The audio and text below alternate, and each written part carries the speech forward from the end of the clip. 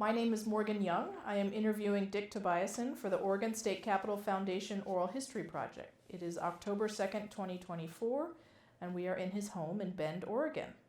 Thank you for being with us this afternoon. Love it. Glad to be here.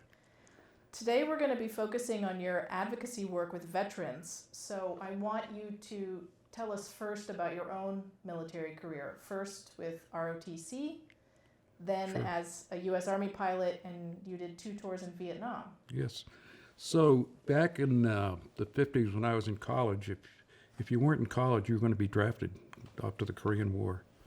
So I took ROTC, and that way you get deferred from being drafted. And so I was in ROTC in Northeastern University for 4 years. While there, the Army started an experimental program of pilot training. The Army could see that it needed pilots, and so they said, well, let's just put that in make it part of the ROTC syllabus. So I became one of about 20 ROTC students, Army ROTC, taking flying lessons before class in the morning at a World War II airfield in Massachusetts. So I got my private license there. I was the first one to get a pilot's license through that program in the United States. I should have been the second, but the first guy crashed the airplane. So that obligated me to, join the Army and apply for flying schools. So I was commissioned as a second lieutenant at Fort Belvoir on August 2nd, 1957, and then shortly thereafter went off to a year of pilot training. So being in the Corps of Engineers, you had to be both fixed wing and helicopter rated. So I learned to fly everything in Texas and Alabama, and so that took a little over a year, and then went off to my first assignment in Germany as an Army pilot. And that was interesting because I was flying for the Corps of Engineers, so I had a helicopter and a Cessna Bird Dog, which I'm later going to fly in combat.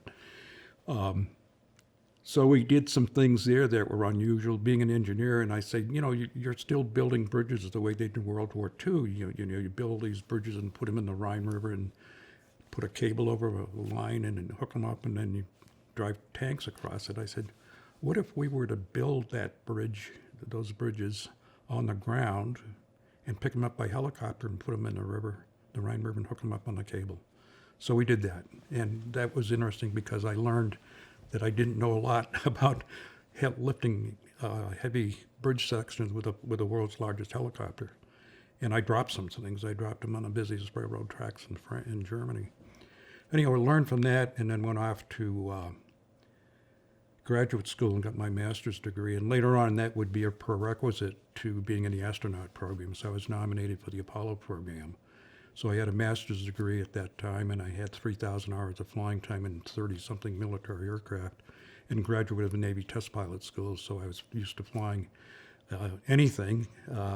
There it is, go fly it, including supersonics. So I flew A4s and F8s, and of course I'm going to use them in Vietnam in combat later on while I fly an old Cessna airplane.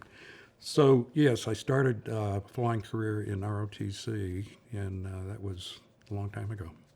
What were you studying? What did you get your degrees in? Civil engineering. So my parents were immigrants, and my dad was from Sweden, and he worked he learned English and carpentry at the same time. He became very, very successful businessman, and I said, well, I'll just get my degree in civil engineering and go work for Dad.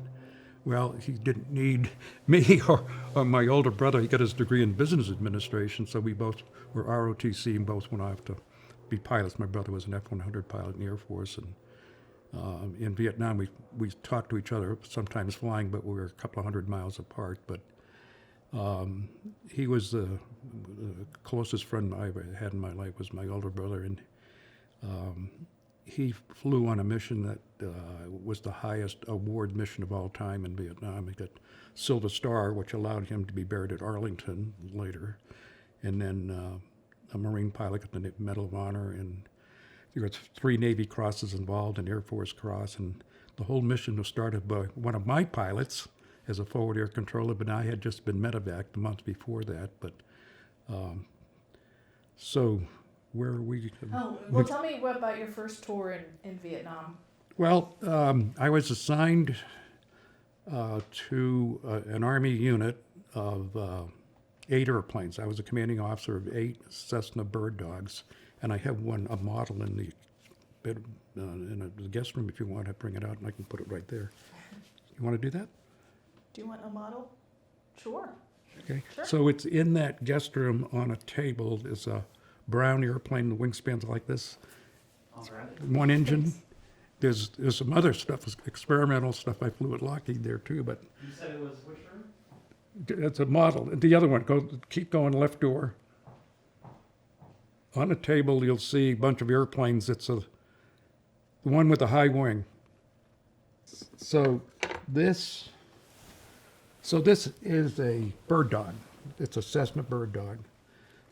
It's a high wing airplane, which means you can look down on the ground and see what's going on. And it has 4 rockets. And the rockets can be of 2 different types: high explosive to destroy something, or white phosphorus to make smoke on the ground so you can mark something for somebody else to hit. So I got 440 combat hours and 15 air medals out of that baby. And my job was to fly it. We 8 Army pilots. I was a commanding officer, and then we have, in the back seat, we would have a Marine. The Marine's job was to look on the ground and see what's going on, and then tell the ground forces, the Marines on the ground, saying, you get some bad guys up here a couple of 100 yards away or whatever, and we're going to blow them up. We're going to mark them with smoke, and then we're going to bring in some A4s and F8s and drop bombs and napalm. So that's what I did in my first tour, and I was there for about 7 months. We were up in the DMZ and sometimes in North Vietnam. We went into North Vietnam a few times because they had sanctuary. They could shoot at us at will, and we couldn't do anything because of the status of forces agreement. So lots of things were, we used to call it fighting with one hand tied behind your back because of legalities.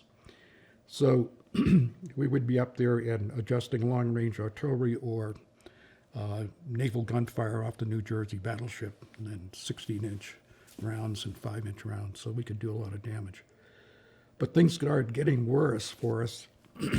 What year was your first tour? 67, Okay. 66, 67. So I had 8 pilots, and then July 13th, we were, after, I was the last one in. I took the first flight in the mornings, 5 o'clock in the morning. I took a flight in the afternoon and a flight in the evening. So I was flying a little over 100 hours a month of combat time, which is a lot. And so we were debriefing. I was the last one in, and we were debriefing what happened today and then what we can do tomorrow. And the lights went out, and a hand grenade came in and blew up and wounded us all. So I was medevaced from Hue Citadel to Da Nang to Japan, and then United States for surgery and recovery.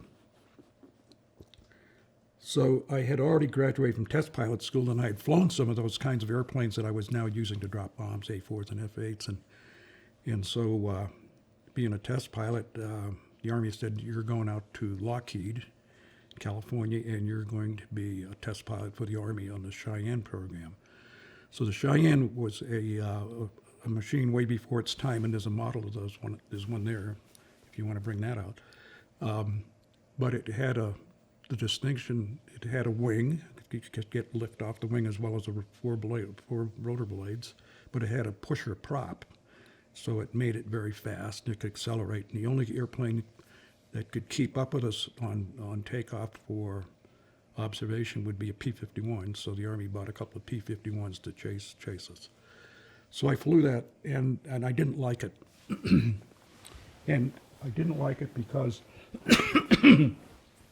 the flight control system was inconsistent. The flight control system would involuntarily put inputs into the flight controls that I didn't put in. It did it by itself. And it became unstable. And I didn't like that, so the Army was about to buy 375 of these at billions and had already told Congress, and so it was a political thing. And I said, when I graduated from test pilot school, they said, you're never going to get the perfect airplane. We have to buy what we're going to buy, but you're never going to get perfect airplanes. I said, this was not only imperfect, but could be a killer.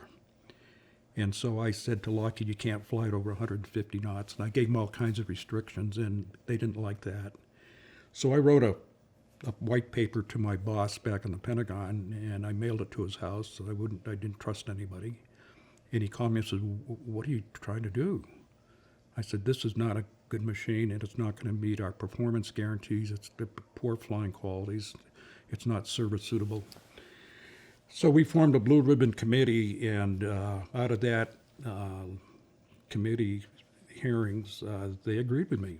So they said, yep, Dick's right, let's just placard it. I said, just don't do any envelope expansion, just do the weapons and all the avionics and whatnot, but don't go any faster than 150 knots, because it's okay there, but beyond that, it's starting to behave badly.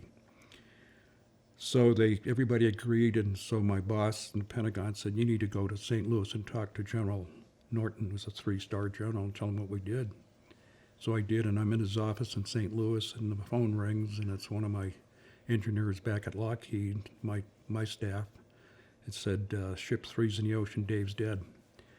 So they had violated all the agreements. They got gone faster than 150 knots, and they didn't use the right helicopter, didn't have the downward ejection seat, and it didn't have the telemetry, and they used a Bonanza with a handheld camera to get pictures of a thing that's coming apart in the air. So it came apart in the air and killed Dave. And I knew Dave. He was in graduate of test pilot school, class behind me. I had stayed on as an instructor to teach high altitude spin program and write a flying qualities test manual for helicopters. And so I knew him as a student when I was an instructor after I graduated.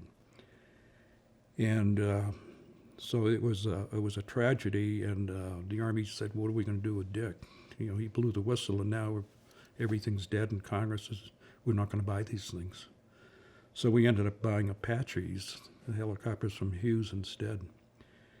So where does this leave us? So it was one of those things of conscience. I couldn't see a combat pilot flying this. I was a test pilot, and I knew what to look for. An ordinary pilot wouldn't see these things, and if it came apart in the air, then it's a goner. So this was all happening, this white paper, between your two tours? Yeah. Okay, and so then when do you go on your second tour?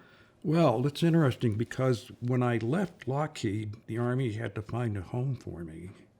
And they said, we're going to send you off to finishing school, the big boys school in Fort Leavenworth, Kansas, and people would shoot each other to compete for that class. And I said, I don't want that.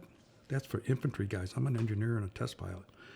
So I said, there's an opening in the White House, the advisor to the president. So they said, well, let's look into it. They called me back and said, you have an interview in the White House next Monday. So I went there and I interviewed with the boss. And the boss was Apollo 8 astronaut Bill Anders. Okay, he was the guy that took the famous picture of the Earthrise behind the moon.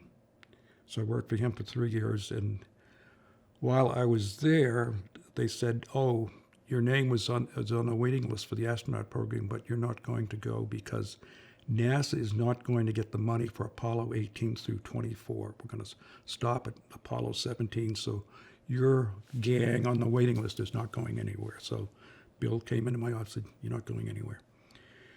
Well,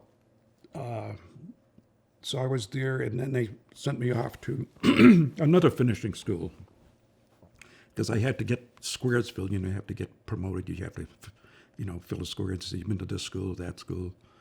And that's fine. So I went to the Armed Forces Staff College, and they said, oh, it's time for you to go back to Vietnam. But because you had worked in the White House, I had the highest security clearance there is. And it all had to do with satellite photography. It had to do with interpretation of what's going on in Russia and other places. And so I had, so they sent me off to Vietnam. I got to Saigon, and they said, what are you doing here with that security clearance? I said, well, put me back on the airplane. I'll go home. They said, now that you're here, you're going to be a senior advisor to the Vietnam government, and you're going to be an advisor to the Vietnam Chief of Engineers, Win Van Chook. He gave me that. That bust is only 2 in the world. He has one and I have one. And I was his advisor, and he gave me that. And that's the Emperor Way, for which way where I lived in my first tour, of all things. That's what it is. So that's one of the brothers. So Is this in 1973? When? 72, 73. Okay. So while I'm there, Henry Kissinger, the National Security Advisor, and Le Duc Tho from North Vietnam, his counterpart, are in Paris negotiating the end of the war, the Paris Peace Accords. So in January, they agreed that we Americans could leave South Vietnam if the following things happen. We turn over everything America owns to the South Vietnamese government, and we do a prisoner of war exchange. So I was in charge of turning over everything to the South Vietnamese government. That included airplanes and helicopters and ships and tanks and rifles and all kinds of things, a couple of $1 billion. And it was, the other thing was the POW exchange. So I was working for a 3-star general, and he said, we got 27 prisoners of war to pick up in Loc Ninh. Figure out how to do it. So I was working for General McClellan, and he said, well, you're the aviation officer. How are we going to get them? I said, I'll just take 5 Hueys and a Chinook for, a fuel truck. And so we took 5 helicopters into Loc Ninh on the Cambodian border. That was February 13th, 1973. So this was called Operation Homecoming. There's some pictures on the table of me there with a 27.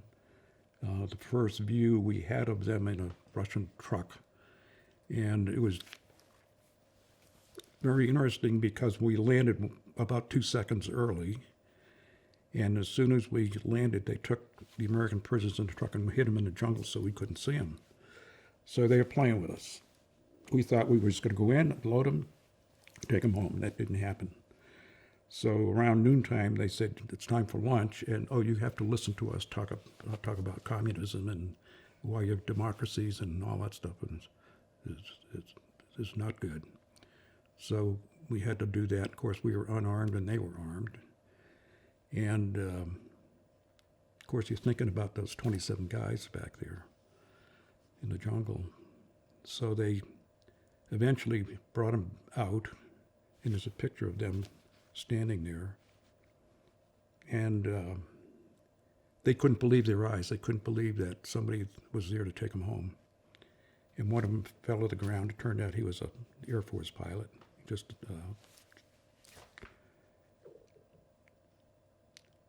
So it was a very traumatic thing. It was getting dark. It's February. It's getting dark. And when are we going to get these guys in the helicopters? So eventually we did. And in my helicopter, all 5 of them held hands and sang, God Bless America. So we took off, and of course the bad guys were shooting at us. It seems at night, when I've got a lot of night flying combat time, my first tour, and at night it seems that every rifle and every automatic weapon is aimed at you. Everything's going by you, but it's not necessarily true.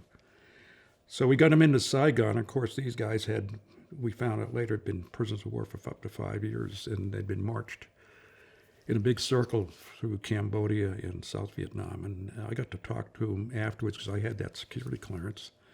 And I've tracked a couple of them over the years, but they're all gone now. We don't know who they are. But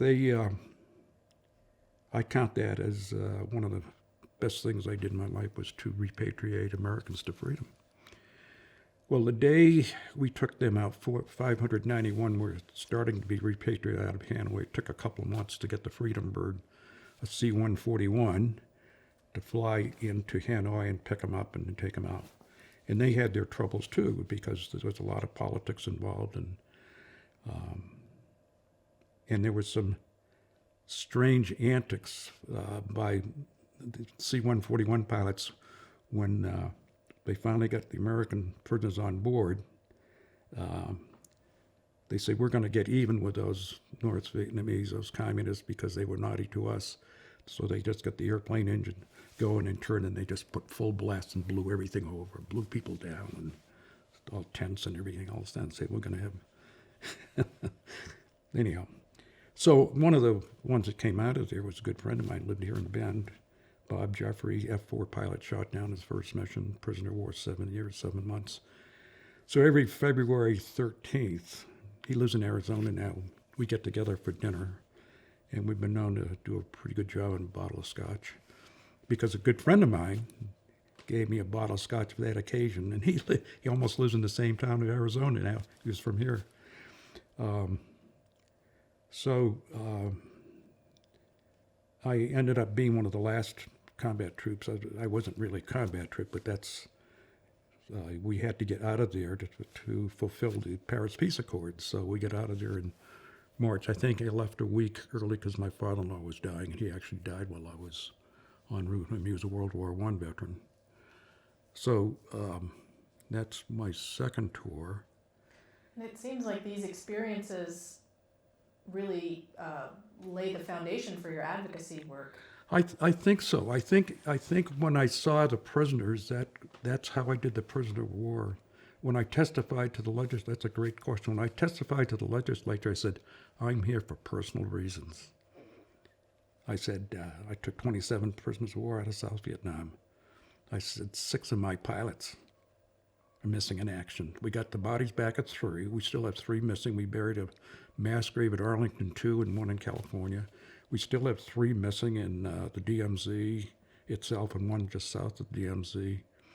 And so I built a memorial for them. So later on, after living here in Bend and retired, my son Eric and I started an honor flight program. I just made an announcement at a program where we dedicated World War II. I said, we're going to start an honor flight program. Eric said, we are? And I said, yeah, we're going to do it. So we took us 7 years. We took 550 pilots, World War II veterans from Oregon back there, to see the memorials. So while I was there, I said, Eric, I got 24 pilots in my unit died in Vietnam over 5 years. And remember, I told you I had 8 airplanes. Well, I was part of an organization that had 32. There were 4 of me, 4 guys like me, who were captains and major. I was a major. So I had 8 airplanes, 8 airplanes, 8 airplanes. So we had 32. And of that organization of 32 over 5 years, we're going to lose 24. And still to have 4 missing in action. So I said, let's go to the wall since we're going to go there, but before we go, I'm going to know where every name is on that wall so we can go there and rub the names. So we rubbed all those names and built them a wonderful plaque. It says, big, I have a picture of it here. The problem with it was that no one wanted it. The Army didn't want it. Where we all went to flying school to fly these things, they didn't want it. The place where we left the United States to go to Vietnam and Fort Lewis, Washington, they didn't want it. I told you I worked for an astronaut in the White House. Well, he has an air museum in Washington State, and he has one of my airplanes there, and I've flown it. I said, Bill, I got this plaque, and I'd like, if you'd let me put it in your museum. He said, bring it up here and bring all your pilots. So we had a ceremony there about 8 years ago. We had already unveiled the plaque at a pilots meeting in Seattle, Museum of Flight. And so that plaque is in Bill's museum right next to my airplane and next to another airplane that I used to get down pilots out of North Vietnam. So if you were flying one of those A4s or F8s and got shot down by a missile, I've seen missiles in the air, and you ejected, you were fortunate enough to know what your warning lights are telling you, and you ejected, now you're in the jungle in bad company. How are we going to get you out? Well, we had some airplanes in Vietnam called Sky Raiders. A-1 Sky Raiders, left over from the Korean War. Big radial engine, low wing, could carry tons and tons of bombs. It could stay on a target for up to 3 hours. So we call them Sandies. So when you see a pilot eject and go in the jungle, we have a C-130 up there at 20,000 feet, you call a desk and say, I need a Sandy. So they send you 4 Sandies and say, okay, I know where the pilot is in the jungle. And I'll mark it with a smoke rocket so you can see where, and I want you to put bombs all around him. 4 airplanes flying in 4 cardinal headings, dropping bombs simultaneously. And I got to control all that. While we get a helicopter to fly through the middle of it, drop a hook and pull them out. Okay?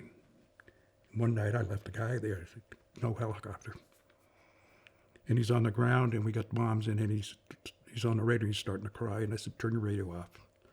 You're going to smell and they're going to find you. They'll smell you. Turn the radio off and we'll get you out in the morning. We got him out the next morning. So what's that all about? So I got to know something about prisoners of war, missing in action. My brother flew on a mission that generated the Medal of Honor. My brother flew with the most highly decorated pilot of all time, George Bud Day. The Misties, F-100 unit, flying.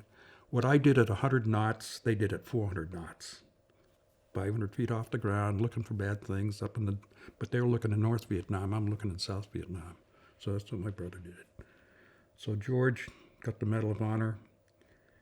A friend of mine, Leo Thorsness, F-105 pilot, shot down North Vietnam, prisoner of war, got the Medal of Honor. He's been here in Bend, his name is down at the memorial I built.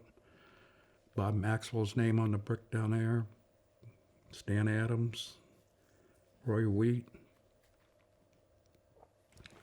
So I had, your question is perfect because I had that all in my psyche. What am I going to do? And when we moved here to Bend 32 years ago, we had a motorhome and we did a lot of traveling. And I would see these highway signs across the United States, Pearl Harbor Memorial Highway or Vietnam or something. So we don't have any of that in Oregon. We don't even have any flags in town. So I decided 19 years ago that I was going to do something about it. And I started out by a random call to Bob Maxwell here in Bend because someone told me, says, you had a Medal of Honor recipient living in Bend. I said, who is it? They said, Bob Maxwell. So but that's when we had phone books. So I looked for Robert D. Maxwell. I found a Robert G., I think it was. So I called the number and I said, are you Bob Maxwell, the Medal of Honor recipient? He said, yes, I am. At the time, he only lived 4 miles from here. So I said, could I come over and see you? He said, sure. So I went over there and he was teaching his daughter how to fix brakes on her Volkswagen Bug because he had taught auto mechanics after World War II for 30 years. And that's how that was his profession. So I said, hey, Bob, you know, Medal of Honor, you see a lot of patriots. I said, let's start a flag program with the Boy Scouts and the ROTC cadets and veterans groups. So we did 19 years ago. Bob and I started that. And I said, hey, Bob, you know, we don't have a memorial in town and for veterans. And I got the names of veterans from Bend who were killed and died in World War I to the present. Let's build a memorial. So Bob was my vice chairman. So it took a while to get approval from the Park District to build a memorial, but we built a memorial and dedicated it 15 years ago. And so there are names in that, more 113 names. So when we dedicated it, was coldest Veterans Day we'd ever had here. It was a beautiful, clear day. It was cold. And so here we are out there reading the names. Representative Greg Walden was there presiding. I had Bob and Leon Devereaux, of course, their pilot from Bend, read the names. Read the names. I had a Korean War veteran from Bend read the names, the Korean War. Vietnam War, 13 veterans from Bend, I had read the names. Mark Orders, read the names. I emceed the whole thing. So now we had a flag program, we had a memorial. We had an honor flight program coming up, and then I said, I'm going to do highways next. No World War I veterans living, so let's start with the World War II. So I started that when the legislature met every other year.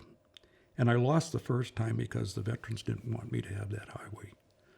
So I had to wait for another 2 years. And so this time I got my testimony and I had veterans testify against it. So I prevailed because the legislature had that better high view than some narrow-minded people and said, Colonel Tobiason's getting all our votes. So that started, and then the legislature said, you can kind of do one highway at a time. And I said, no, I want to do them all. So it took 15 years to do them all. I did World War II first, then Vietnam, because the Vietnam veterans are still upset of the way they were treated, and I came back. I was lucky I came back, and I was medevaced. I was in a C-141 that took the prisoners out of Hanoi. I was one medevaced in a C-141 from Japan back to the United States. So we did the Vietnam Highway next on Interstate 84 and put 17 signs up there. Then we got it extended through Idaho and Utah, 777 miles long. So then I said, we got to do more highways. Could you let me do 4 highways in one bill instead of one at a time? Okay. So I got that was the Korean War, Persian Gulf, Afghanistan, Iraq. War, and then I had now finished 5 wars, all 5 wars. World War I, World War II, Korea, Vietnam, Persian Gulf, Afghanistan, Iraq. So I said, there's more to it, because Bob Maxwell is a Medal of Honor recipient, and Oregon's had 29. Well, as far as Salem's concerned, Oregon's had 13. And I said, that's not fair, because what about the ones, when you say 13, it means they entered the service from Oregon, so their Medal of Honor is accredited to Oregon. Bob Maxwell's Medal of Honor is accredited to Colorado, but he lived in Oregon for 52 years, so he cannot have a plaque at the Capitol. Only those 13 can, but he can't. Stan Adams, Henry Schauer, all those who lived in Oregon, buried in Oregon, they can't have it. I say, just they're going to. So I wrote a letter to Norma Paulus and the Capitol Foundation. Said, I want those connected with Oregon, not accredited. I want them honored. And they said, we can't do it. We don't have enough space, enough money, because the design's all done. I said, well, I'll tell you what. Give me one of those monuments, the column, and put a brass plaque with their names on it. Not their picture, not their Medal of Honor citation like the 13 accredited, but let's get them on somehow. So Norma Paulus called me up. She said, you're not going to get your way. Would you be satisfied with that? And I said, yes. I said, half a loaf is better than none. So we did that. And then what I found was the Capitol Foundation started that program, and they depended on the Oregon Department of Veterans Affairs to get the names. Well, at the time they had 11 names. They said, no, there's 13. You left out 2. Okay? So we added the 2 to that plaque. I'm sorry, we added 2 separate columns for those that they had left out. Now we had no more, so we got that spare column with just one plaque with 16 names on it. Now it has 18 names on it because we added 2 more again. Well, I found 2 more since. So one of the things that I love about the foundation is when I ask for something, I'm serious, and they treat it as serious. And right now, it's not going to be put off. We'll have the next meeting, we'll bring it up, and we'll solve it. And that's thanks to Joan Plank and Genoa Ingram and Fred.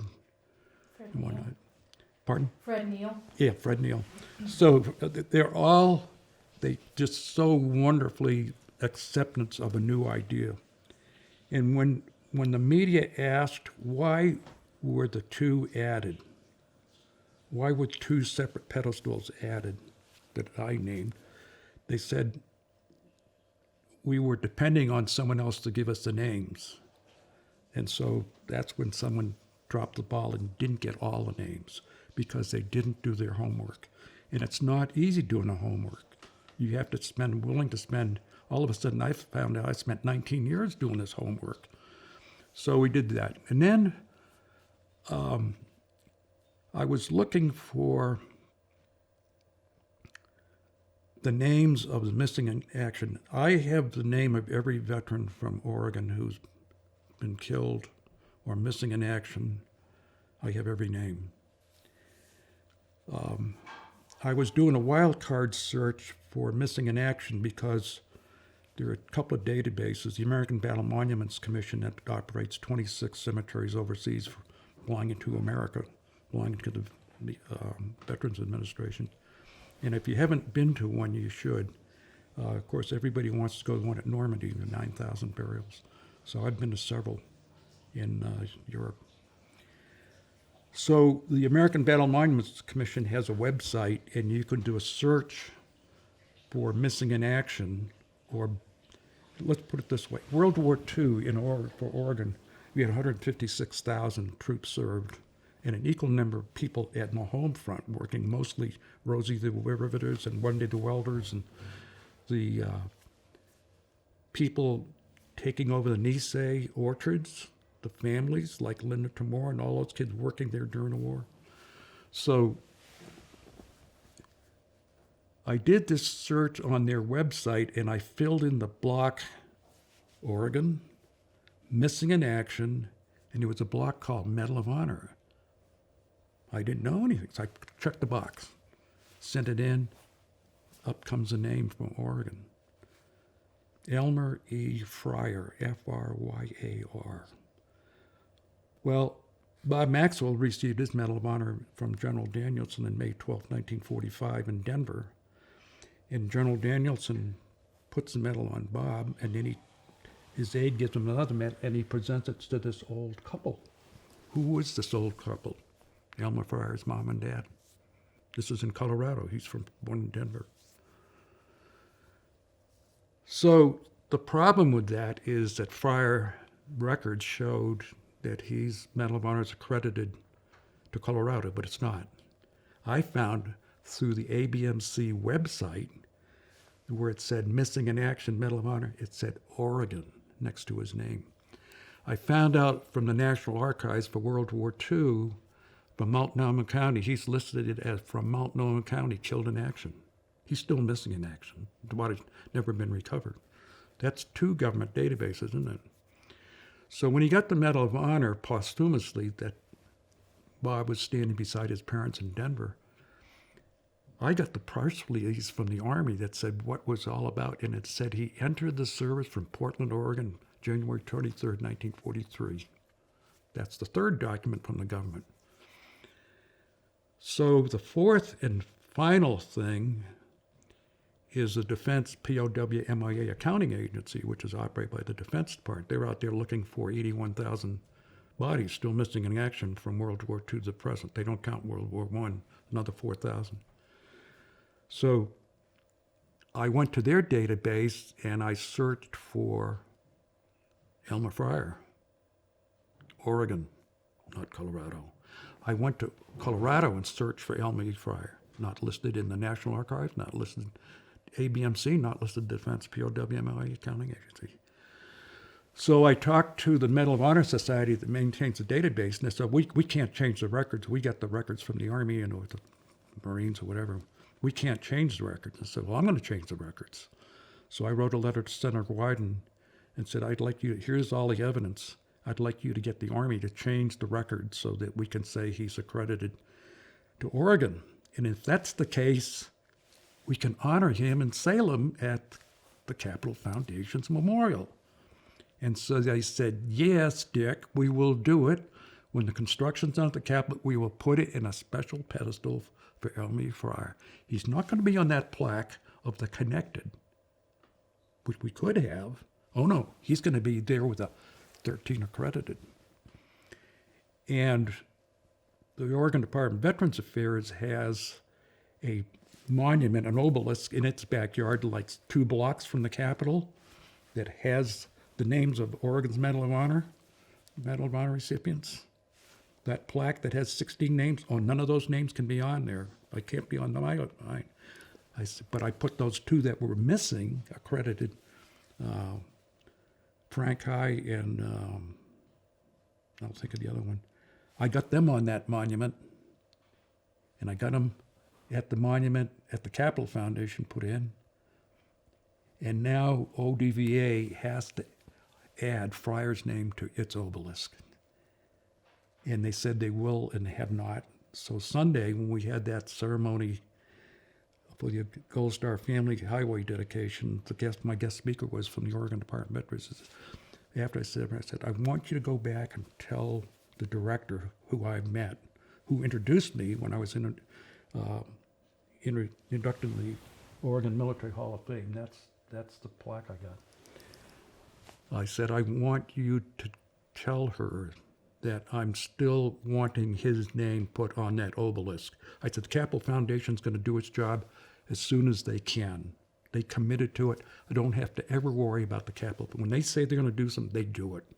So I'm 90, and I've got to see that fulfilled. I've got to do it because Bob and those guys, they helped save the world from tyranny, right?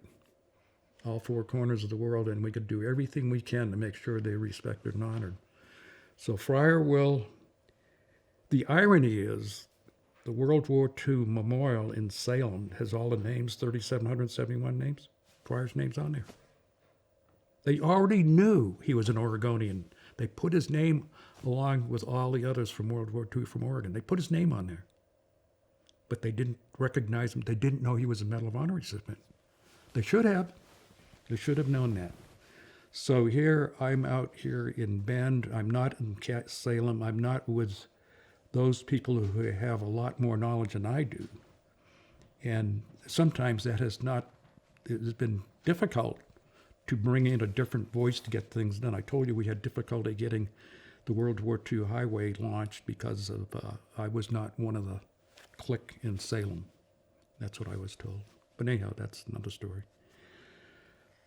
Talk to me a bit about the Bend Heroes Foundation. So you started that 19 years ago? Yes. No, they started that actually, it was our son Eric's idea.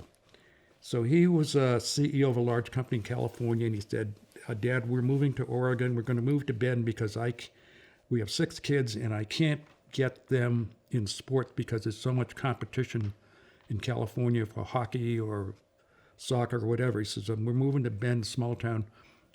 My kids will be able, and I travel the world because he operates factories in Amsterdam and China building devices that solder computer chips together, circuitry. That's what it is. He's an electrical engineer and got a degree in physics and an MBA. So he lives 5 miles from here. So he moved here and he said, Dad, okay, you've got the flag, you and Bob. And he said, now you're collecting money to build that memorial. He said, that's not the way to do it. You got to form a nonprofit so people can donate and then to a nonprofit and they get a tax write-off. So he said, let's form a nonprofit. So that was Eric's idea. And that was 15 years ago. So he became my treasurer for the memorial. So his name's on a plaque down there with Bob and me and John Fry and a couple other guys.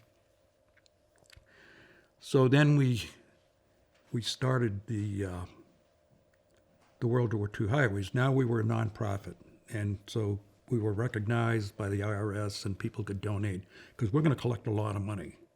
We're going to collect $2 or $3 million as a nonprofit over the next 15 years. So we did the honor flight program together. I count that as one of the top 5 things in my life besides marrying that lady 64 years ago. You know, taking prisoners out of South Vietnam, honor flight, those are all important to me because you were serving somebody else. You were doing something that they would not ask to do for themselves. World War II veterans would not ask to be honored. They're just so humble.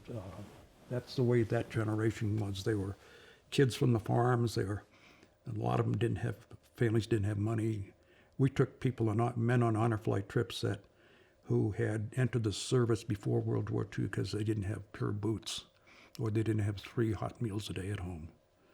The stories that we heard on honor flight trips about emptying concentration camps in Germany, Dachau. One guy brought pictures of the bodies in those railroad cars that were falling out when they liberated Dachau. So the foundation we have done, I'm the chairman, Eric's the president. We've done, the big things that we've done all highways. I'm the project manager for that. We did the honor flight program. I was the project manager for that. Eric actually led 13 of the 15 trips. I went with him on 6, but I had to do all the organization, all the fundraising, all that sort of thing. And of course, I retired out of Washington, D.C., right? 32 years ago. So this year, I've been retired as long as I worked. I worked 33 years full-time, and I've been retired 33. So Washington was easy to entertain honor flight veterans. And Eric, we lived in Northern Virginia, so he was brought up in Northern Virginia. So he knew everything in Washington, D.C. So it was easy for him to guide trips. And he's a real knowledgeable historic person, but he's not a veteran. He said, Dad, I'm going to do this. And then, what else did we do that's big? The villages? I read this magazine story in a veterans magazine about how to solve homeless veterans problems in Missouri and Kansas. And they had this village concept of little houses and in a community center. So this is where the homeless veteran would go. But they have to get them out of the woods, off the streets, and sometimes you have to treat them for drug abuse and spousal abuse, alcohol, whatever. Let's look at the big picture. Tonight, 675,000 Americans are going to be homeless. Among them are 38,000 veterans. I'm one of 15 million veterans. But 1 out of every 500 of us is homeless. So I read this article in the VFW magazine about what they were doing back there. And of course, they had access to a large city. They were in a large city, and of course, that means there's a lot of money. And these things cost money. So then I took this article to our board meeting and said, we're running out of things to do. I've only got a couple more highways. Honor flight's done. Why don't we look at building a village for homeless veterans in Bend? So we kicked it around, and then we voted to do it, and Eric said, Dad, put your hand down. I'm going to lead that. You got enough to do. You're not the youngest guy in the room. And you take care of Bob. Bob was a director of our foundation, and he said, I'm going to build a village. Well, he's from the business world, and he's used to handling lots of money, hundreds of millions. He's used to working with lots of people. He was the president of Rotary. He has a lot of connections in town. He's got kids in school. He knows, he's got families in Bend that help him build houses in Mexico. He and his wife have a nonprofit foundation that built 28, might be 30, 28 houses, not little cabins, houses in southeast Tijuana. And they've been doing that for 13 years, and they build 4 houses in 3 days.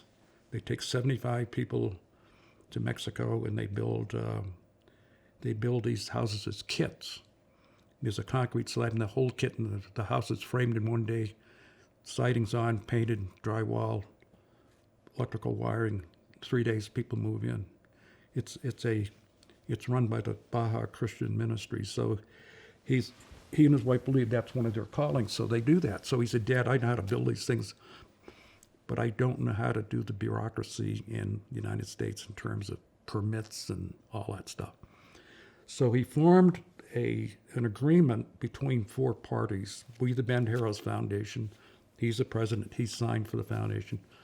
Central Oregon Veterans Outreach is a nonprofit veterans group that takes care of homeless veterans. In other words, put them in that hotel, give them some money for food, give them some clothes, give them that stuff. And they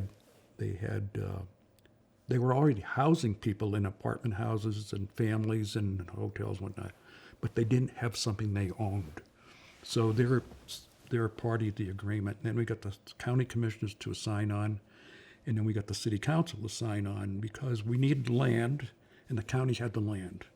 So with the agreement says you can have this land for 10 years, and you can build these things, but they have to meet code.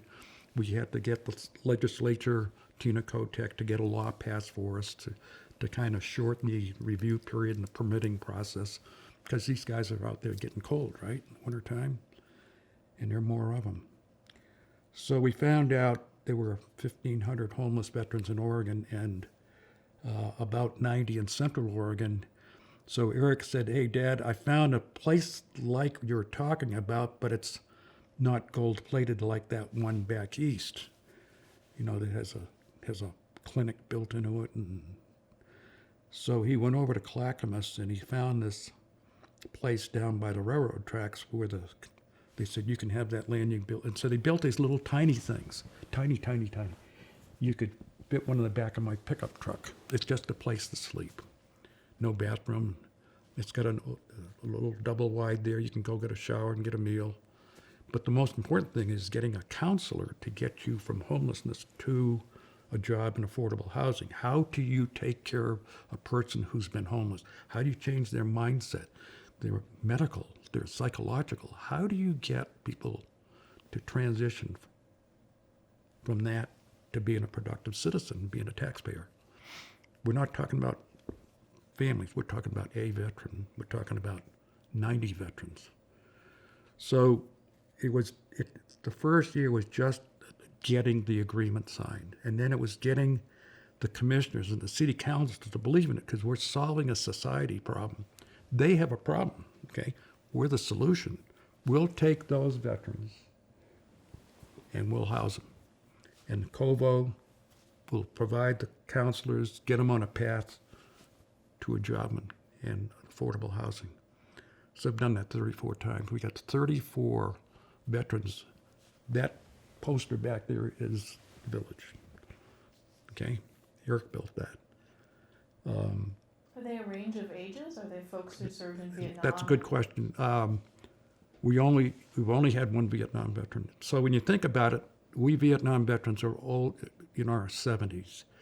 World War II veterans are all gone. World War II veterans in Vietnam are not going to be homeless. Someone is going to already solve that problem. Okay? Once in a while, you'll get a Vietnam guy pop up. I need a place to live for a month because I'm going to move in with my daughter-in-law. I'm going to go. So they have a solution, but they need a temporary. So fine, go stay there. So the other thing Eric learned out of that Clackamas visit was a code of conduct. He said, you just can't move in here. You got to be a good person. You can't bring drugs in here and all that sort of thing. So they have a code of conduct they sign, and if you don't do that, you're out. Now, have we had failures? Yeah, a couple, maybe two had to be didn't perform. So you have to be able to sign a contract with a counselor that says, I'm going to stay here no longer than 2 years, and in 2 years I'm going to do the following, and I'm going to meet with a counselor twice a week, and I'm going to meet with the manager, the on-site manager, a couple times a week to know what's going on and make sure everything's okay. So that place is fenced. The fence is not to keep them in, it's to keep other people out. If you go there, I would love to take you there.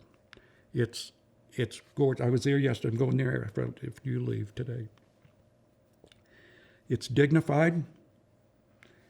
The first guy that moved in, Matt, said, Dick, that's my home. That van, it's actually a Suburban. He says, my wife and kids, everybody left me. I have nothing. I don't have a penny. That's where I've been living with my dog. I'm now in this 12 by 12 cabin. It's heated. It's got a roof. I'm not going to get cold. I'm not going to get wet. And I know where I can take a shower and I can cook my own meals over there in the community center, which is 40 feet away. That whole burden of being homeless is gone. And now he can concentrate with a case manager on fixing up his life. So he's gone. Nobody has stayed there 2 years. We dedicated it on Veterans Day. Everybody was there. The county commissioners, the city councilors. I was the MC because Eric had COVID. So They keep telling us this is a model of how you can do it. I said yes and no. We're talking about a single resident in a cabin, a veteran. So one time they wanted us to put the veterans with other people. We said, no, you can't. Veterans have to be by themselves. They can't be part of an overall civilian mixture. So it's worked out fine. It's dignified. They work with the case managers. They got their health care on. We got a VA clinic. That was one of the criteria. How close can we get to the VA clinic and mental health services from the county and whatnot? So it all worked out. It was just a simple magazine article that triggered this idea, and there it's out there. And we built 15 cabins. They were all occupied. And Eric said, hey, Dad, we can fit 7 more in there. I said, well, let's get Kovo to say, you have 7 more clients? 7 more homeless? Can you fill up? I said, oh, yeah, we got a waiting list. Went to the county commissioners again, said, oh, we need more money. So the money wasn't that hard to get because there was federal money given to the states, American Rescue Plan and things like that. And some of that money was set for homeless. It was in there was one of those criteria for homelessness. So we got some of that. We had those little houses, those little cabins, 12 by 12. They're built to code. They're just as comfortable as this house. Insulated. They have a toilet. They have a sink. Most of the homeless places, you have no bathroom facilities. We were told you can't have. And I said, hold a second. That's hardly being any better than being out in the woods. You suppose if we have a woman veteran there at 2 o'clock and she wants to go to the bathroom, what is she going to do? What are the guys going to do? So we finally got, yeah, you can do that. Well, 12 by 12, you can't put a lot of stuff in. So they do have a toilet and a sink and a little shower curtain that goes around, so they have privacy. They had a nice bed. All the furniture was given to us by Furnish Hope, by a woman who organized that. She furnishes a house every day. One house of furnishings every day. He said, oh, your 12 little cabin? All brand new stuff. And she organized a bunch of high school girls to come to the village, and they had 2 big trucks come to the front door with all of this boxes of stuff, brand new chairs, tables, and the kids put it all together. They brought in pizza and all that stuff. And the girls were writing on the chairs on the bottom, thank you for saving America, or thank you for serving. God bless you. And all written in gold ink or silver ink on those chairs. So that made an impression on the kids. All the cabins, all the walls and floors were built by kids who are high school dropouts that are in a couple of programs here, J-Bar J Ranch and Heart of Oregon.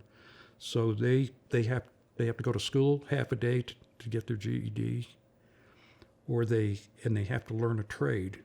So they had a vocational building, and they were building scale model houses. So how'd you like to build a real house? So they built all the walls and floors, supervised by experienced carpenters. We get them for 3 or 4 hours, 3 or 4 days a week, and we set up a production line. We had to buy all the materials. We had to raise the money to buy them all. So we sold those first 15 cabins at $10,000 a piece just by word of mouth. They're all gone. 6 weeks, they're all gone. We had automatically $150,000. Then we got $500,000 for here and $250,000 here, and then a doctor walks up and says, is $50,000 enough? And then he said, no, that's not enough. How about $100,000? And then when we built 7 more, he said, I think you need another $50,000. So they're all paid for. So people want to see veterans taken care of. Veterans are the most respected segment of our society. In the ratings that have been going on since 1975, the society's divided up into like 15 different segments. Veterans is one. It's actually called the military, law enforcement, the clergy, educators, lawyers, big media, presidents, Congress and whatnot, small business, big. So veterans always get the highest rating, followed by small business, and that's in the 70s. The next one's in the 50s, and that's law enforcement. After that, it's all downhill. the respect for presidents and Congress, educators, the clergy, it's all in the 30s and 40s. So as I always tell veterans groups, don't screw it up. Because that's why we succeed in all these veterans projects, because the society likes veterans. And so we've made our contributions. 42 million of us have served, 1,100,000 have died. 81,000 still missing in action. So it's work to do it, but the sense of community is there. Where the people who put up my flags, not veterans, Boy Scouts, ROTC cadets, volunteers. I have a woman who's been bringing her kids for 11 years, putting up flags. Little kids, now they're adults. Generations of people. County commissioners, city councilors, they want to be down there at the memorial for the ceremony and put up the flags. So we're outsiders. I came from Virginia, or came from California. But the locals been here all these years. Didn't do it. It's not that important. It's just that maybe you're in a place so long that you can't see the opportunity. I saw the opportunity, and it's all of a sudden these things are done. I made a promise to Bob when we testified on the Medal of Honor Highway in Oregon. I told Bob, I said, we got to get the War Veterans Highways done, the 5 of those done. Then we're going to do the special highways, the POWMIA, Purple Heart, because he and I both have Purple Hearts. He's got 2 and I got 1.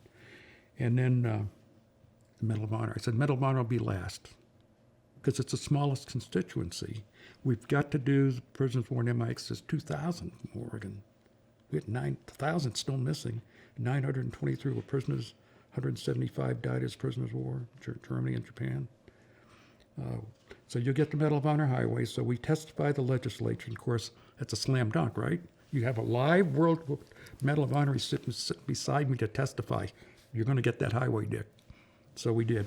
But I wrote in that law, which you can see in that green notebook, it says this highway could go all the way across the United States on Highway 20. It's the longest highway in the United States. So I promised Bob, I said, I'm going to get it across the United States. I promised it. I promised it because I promised it on that coin that he gave me. I promised him. So it took 5 years, and he died while I was doing it. And I got him to 2 ceremonies, dedication ceremonies in Oregon, one here in Bend and one in Newport, where the highway starts. And it was probably not fair of me to ask him because he wasn't in good health. I said, Bob, you got to be at the coast where the highway starts. I said, it ends in my town, Boston, where I was born, a mile from the hospital I was born. So Bob was there for Newport. We got him there. It was not easy, but we got him there, and he was just the center of attraction. Everybody loved him. The Coast Guard took us down to their rescue boat and had lunch with them. And Bob was there with the sign, with a picture with the sign, with all those people.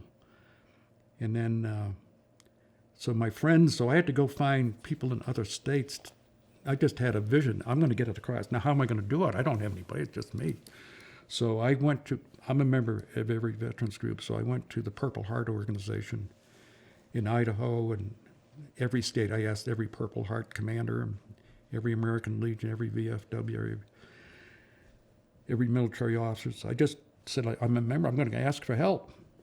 They aren't going to turn me down. They didn't. So I told my buddy in Idaho, I said, hey, Ned, Bob was born in Boise. We've got to get the Idaho Medal of Honor Highway done while he's alive. We've got to get it done. So we did. So as luck would have it, Eric's wife, Karen, made this beautiful cloth that we used to unveil that memorial downtown. It's a blue bedsheet. And she put on there the seals of all the military service, I and mine. We used it Sunday to dedicate. It's the last time we'll use it. 16th time we've used it in 15 years. So I took that cloth, because Bob had used it to unveil the sign here in Bend and the one in Newport. I took it to Idaho with the governor. I went with the governor. He says, we already got it. No, that cover's not good enough. you got to put this cover over that cover. So you go to TV and you'll see him taking that cover off, Karen's cover off. So that was done. I came back home. I was the guest speaker. Came back home, showed Bob the pictures, the sign, whatnot, and he died shortly thereafter. But I said, I'm going to get it done. So what I did was I talked to Senator Wyden. He is so good about veterans. His mom and dad were both World War II veterans. They were Jews in Germany. He had to leave because Nazis are after him. His dad was an author. His dad came to the United States. Mother came to the United States. They met in the United States, married. His dad was one of the Ritchie boys, one of the intelligence guys. He designed propaganda leaflets that drop over Germany, to get the Germans to surrender and whatnot. And his mother was an Army nurse. So when we did these honor flight trips, he and Greg Walden would always meet us, and at the memorial and pass out flags that I ordered. And then we'd go to the Capitol, and then Senator Wyden's people would give us a tour, and he was always there, coffee and donuts. And then he had a photographer follow us all around and take pictures and put out little books and mailed 10 copies to each veteran on the trip. We'd taken 50 veterans, 50 guardians. So I asked Senator Wyden, I said, I'm going to do this Medal of Honor highway. Now let's back up a bit. Before Bob died, I said, hey, Bob, you know your World War II buddy, Woody Williams, is alive. He's younger than you. You're the oldest living Medal of Honor recipient. Woody has a clinic in West Virginia named for him. The VA clinic's named for him. He's alive. I said, there's 6 others, and across the United States. I'd like the clinic in Bend named for you. I can write the law. I get passed through Congress and the president. Bob says, no, he never wanted to be singled out. He said, as long as he was part of a group, like he had never met a president of the United States. Well, I used to work in the White House, so I got him to meet George Bush. He said, but I can't go there. I said, I've got 7 more guys to go with you that have never met a president. So he was one of 8, I guess it was, that had breakfast with the president. So when they inaugurate a president, they have the Medal of Honor recipients sitting in behind. They're just like dressing, like these posters around here. But no one ever goes back and says thank you. The president never goes and shakes their hands. So Bob had been to every inauguration since Eisenhower's except for Kennedy's. We said, oh, what did they do for you? Nothing. We just sit there and just backdrop. I said, that's not fair. I want you to shake the hand of a president. So we got that done. And then there's a humorous story that goes with that, but we'll forget that now. So I got the clinic. I said, so I asked Senator Wyden and Senator Merkley if they would sponsor the legislation for the Robert D. Maxwell Clinic in Bend, and they said sure. And Senator Merkley carried the bill, and we got it signed. And then Bob died. Bob was dead. We could not dedicate it while he was alive. So we dedicated it on what would have been his 100th birthday 4 years ago. So at the clinic, those are my pictures. You'll see there's upper left corner, you see his flag, and there's a letter from Senator Merkley to the VA, and then there's Bob's, the center one on the top, there's Bob's photograph from World War and his Medal of Honor citation. So that one in the middle there, I've done that 60 times. So I built a Medal of Honor exhibit at Evergreen Aviation and Space Museum in McMinnville because they have a lot of traffic, a lot of people come through, and I want it there as an educational thing. So you have 600,000 people a year go through so I have a picture of the Medal of Honor exhibit at McMinnville on one of those posters. So that one you see of Bob, his picture and citation, I just did that for Elmer Fryer. I just went over there last month and added him to that exhibit because I found him on that ABMC website by checking the Medal of Honor blocks missing in action. So that sign is painted there, and And Bob's picture's in there, and but they won't put up the law signed by Trump. They wouldn't do that.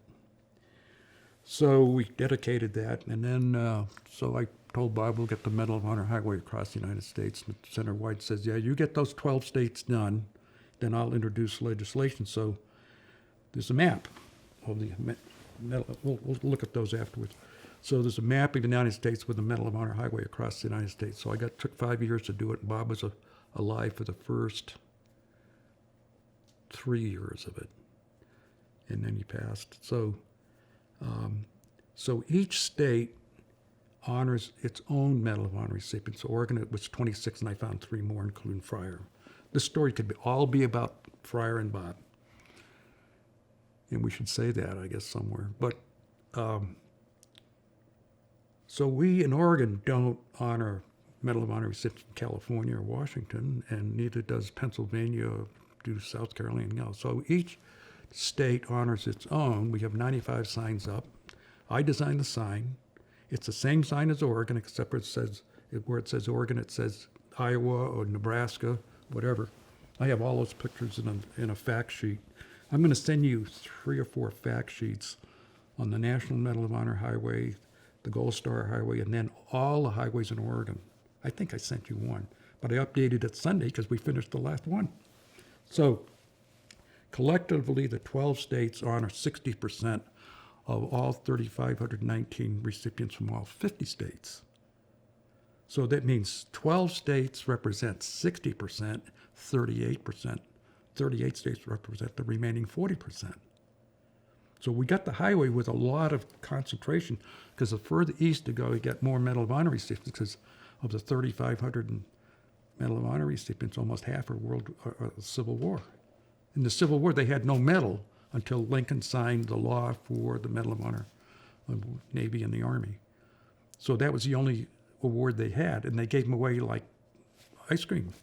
You know, Lincoln's pallbearers got Medal of Honor. They rescinded all those. They rescinded some of those that weren't earned. They rescinded the only one to a woman, Mary Walker, a doctor in the Civil War, Union. She was a doctor. She was a strange person, always wore men's clothing. I think she smoked cigars and all that stuff. But they took her Medal of Honor away because she wasn't military. And Clinton said, she gets it back. So Mary Walker's the only woman Medal of Honor recipient. And when I wanted to get the New York Medal of Honor highway did, I went to a New York senator, woman, D.B. Barrett. I said, you want to be the one that champions the woman Medal of Honor recipient from your state, buried in your state? Got it. She said, you'll have it. Sometimes you have to just go hit them where it works. So we got those. I went back, so I was born in Boston, the other end of the highway, so I went back there last August and dedicated the last sign. 5 years. Bob and I did the Newport, and then I did the one on the end. And Boston was a Medal of Honor recipient, was born in the same hospital a year later, Tom Kelly, Navy, Vietnam. So Senator Wyden said, yes, I'll do that. So he introduced the Senate version of the legislation on May 9th last year. And in 7 months, he got it passed. 7 months. Well, you have to have a House bill. So I got the House bill sponsored by a representative from Pennsylvania, because my Pennsylvania Medal of Honor highway manager was a real good leader. So I said, Keith, your job is to get your representative to sponsor the House bill. I want somebody back on the East Coast. I got the West Coast. So we got that. It was introduced the same day as Senator Wyden's bill, and nobody did anything for 16 months. So I kept writing letters. I wrote letters to the Speaker of the House, the Speaker, the Chairman of the committees, the 4 Oregon representatives in Congress whose districts include Highway 20, and 2 of the representatives are on the committee that did nothing. So I wrote them letters and said, who's going to be the person from Oregon? This program started. Someone in Oregon has got to go get this thing done. If it's Cliff Benz or it's Lori Chavez de Rima or Val Hoyle or Andrea Salinas, one of you 4. You can just take that Senate bill that was passed on December 19th and sent over to the House, and it's sitting on the table. You can go up there and grab it and say, Mr. Speaker, I'd like to have this, I'd like to champion this thing with suspension of rules. Unanimous consent, suspension of rules. We don't have to touch that House bill. We can just take Senator Wyden's bill. The Senate has acted, he acted, we've done nothing, let's take his bill. And if you did what I asked you, the president would have signed it March 25th, which is National Medal of Honor Day, with 65 living Medal of Honor recipients in the White House with the president and my team. Didn't do it, because no one would go pick it up. So I started more letters, 26 letters later. The subcommittee chairman, they hold a session. It's called a markup, about 20 bills. My bill is number 2, the second one on the agenda. So the subcommittee chairman, Rick Crawford, who is a veteran, said, I would like to get this out of my committee. The committee chairman, Sam Graves, says, unanimous consent, done. Now the House is going to vote on it. Well, how can the House vote? They're on recess now for the whole month of October and 2 first weeks in November. The clock has run out while we waited 16 weeks for doing nothing. 16 months, not weeks, 16 months, and the clock's going to run out. I met with Senator Wyden here a month and a half ago, and I said, well, Senator, if it fails to get passed by the House, are you willing to reintroduce it next session? He said, yes.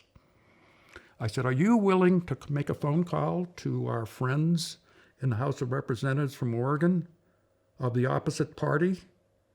Lori Chavez DeRemer, are you willing to do that? He said, yes, I am. So he told his aides to start making the phone calls for me. So I think all of that pressure, I'm not patient now because I made that promise to Bob and I'm going to get it done while I'm alive. Okay, so maybe there's only less than 2 weeks in November they can vote on it, and there's almost no time in December, and then they adjourn, the session's gone. And I got to go away for cancer treatment for 2 months. And I'm going to be 90. So everything is coming to a close. I can say I kept my promise to Bob because I got 12 state highways connected, but that's only 60% of the total, not 100%. And I can't ask the Medal of Honor Society and the Medal of Honor Foundation to lobby for me because that would look like they're asking for something that says, I don't want them. I said, that's my job. You cannot go up and ask. You can support me. You can say it's a good idea. But I don't want you going up and lobbying because it's not, I don't want Medal of Honor recipients asking to be honored. That's our job. And that's what I keep telling the Congress. I said, that's our job. And I said, someone must speak for them, and that duty and privilege is ours. We cannot lose the momentum created by Senator Wyden and the Senate. In 7 months, from the time I got the last highway dedicated in August, he had his bill in the hopper in May. You have to get permission to get it you have to get permission from the speaker so I'm not going to say what I think has happened. I think what was going to happen, and I was told by a staffer in Washington, oh, your Medal of Honor highway is going to be buried in a bigger transportation bill next year. I said, no way you're going to do that. That's disrespectful to these people. Acted with conspicuous gallantry and intrepidity above and beyond the call of duty at the risk of life. The Maxwells, all those guys, one gal, they did something that most human beings wouldn't do. They were willing to sacrifice their life to save others. Bob threw himself on a hand grenade and saved his 4 buddies in the cold, dark night, September 7th, 1944 in France. The hand grenade blew up. It blew up down here. Did a lot of damage. I had to dress him at times when we would go traveling around. If it blown up in here, of course he would have been killed. So he was lucky. He said it was dark, and I knew the hand grenade was there, and I know it was just seconds before it blew. I just fell on it, and I didn't know where it was, and it blew up. So that's the kind of guy that we're dealing with. So we gotta do these things. Gotta do these things. And I just realized 3 years ago that I'm old. I never thought of myself as an old person. Now I'm there, and this is a good time. I have only one project, and that's the problem. Eric says, yeah, you only have one project, but you always find another one. But anyhow, this is a good way to end it. We got the Veterans Village done. When you think about it, if we've done $2.7 million worth of work, Eric has headed up the most expensive. The Veterans Village was $1.5 million, and that honor flight was $700,000. My stuff, the highways, is $150,000. The flags is only $20,000. The memorial was only $120,000. Those were hundreds. He dealt with the millions. So, how do you, and he's got 6 kids, and his wife, and he's building houses in Mexico. More about him than me. So how does one get a law passed? Yeah, and so tell me about the Gold Star Families Sure. Highway is your most recent Okay, so accomplishment.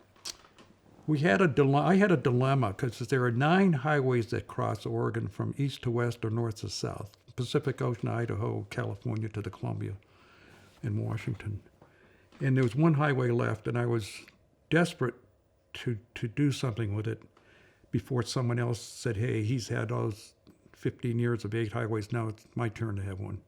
So I thought of things like National Guard Highway, because people in National Guard never get recognized. And then the light came on and said, well, what about the families? Well, I know a lot of Gold Star families. I know the parents right here in Bend on that granite downtown, the 6 names from Iraq and Afghanistan. I know the families. I see them 4 or 5 times a year. They come down and put their kids' flags up. So I said, it's going to be Gold Star. Well, how many Gold Star people are there? Well, it's one family for every dead, right? It doesn't matter how you died. You could be killed. You could die of wounds later on. You could die of Agent Orange. You could die in an accident. You could die by suicide, homicide, all kinds of reasons.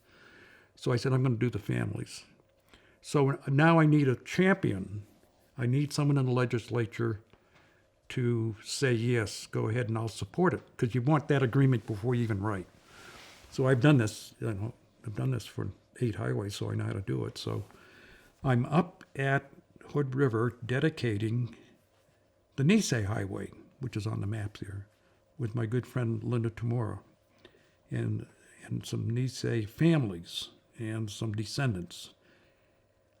Well, I'm going to go back to that bill for a second, because when I was asked how you do legislation, how would you get that highway done, I said, well, I can write that overnight. Well, I was at the dedication ceremony. We had written that law 1509, got it passed, and governor signed it with all of us present. And so I'm up there dedicating the sign, and I'm there early, and I'm standing there drinking water with Senator Tim Knope and Representative Dacia Graber. Dacia Graber is the chair of the Veterans Affairs Committee in the House of Representatives in Oregon. It's got another name, but let's just call it that. It's called Emergency Preparedness and all that stuff.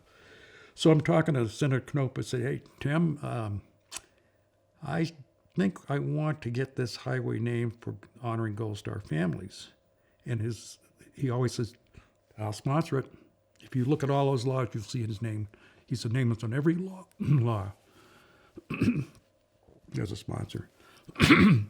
So now, see, Representative Graber heard me talking, and she grabbed my sleeve and said, I want that to be a committee bill in your name, and when you get home, send me something.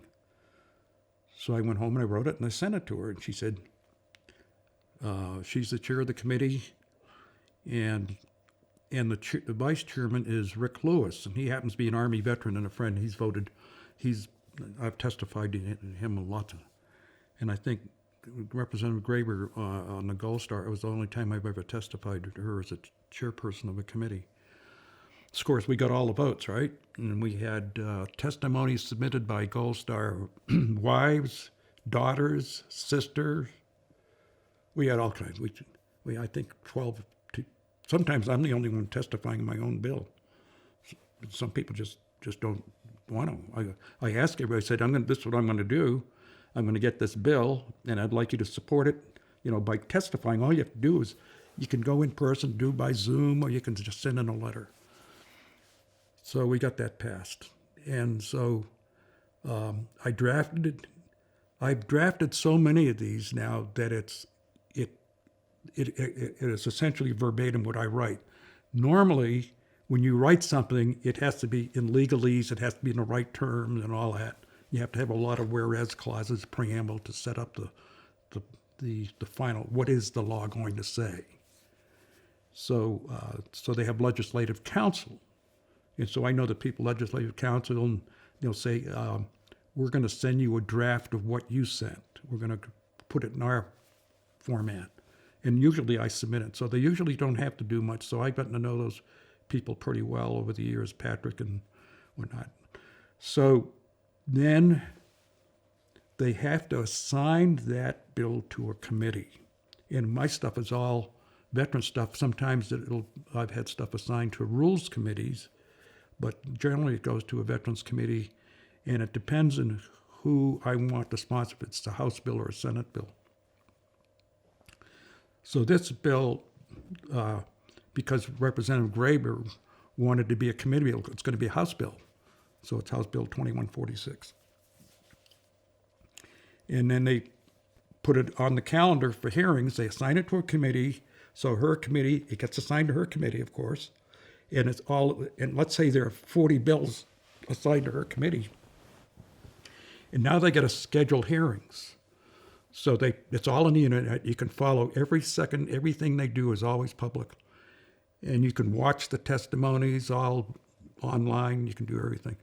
So I just watch the calendar, say when is my bill coming up, and then I'll tell them I want to testify. You have to fill out a thing online that says I want to testify, and you submit your testimony in writing, and you can testify orally.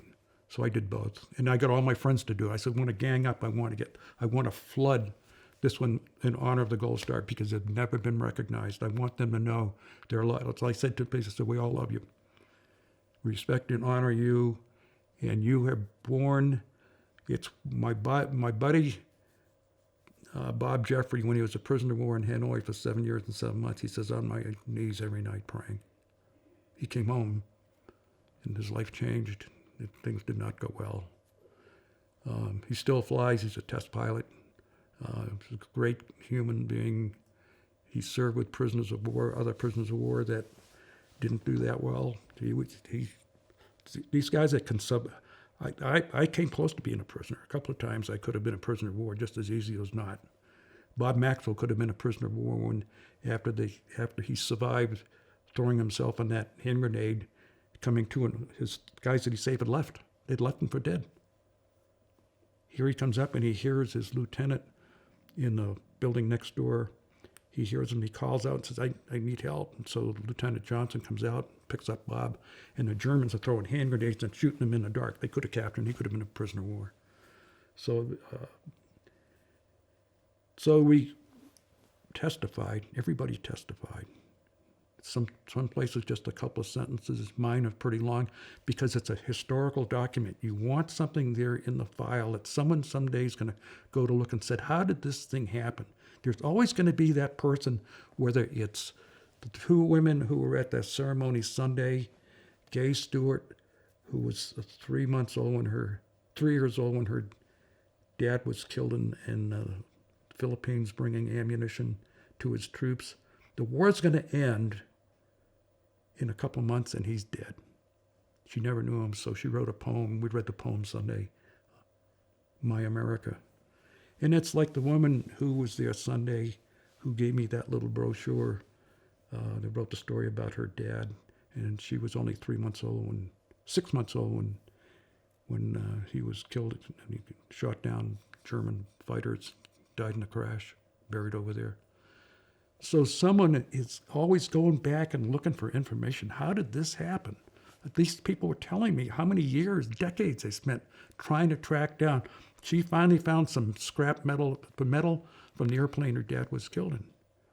She was with two guys that's what they do for a living, DPAA and whatnot. So that's the process. And then what I like to do is I can lead. I know how to lead. I know how to get people motivated.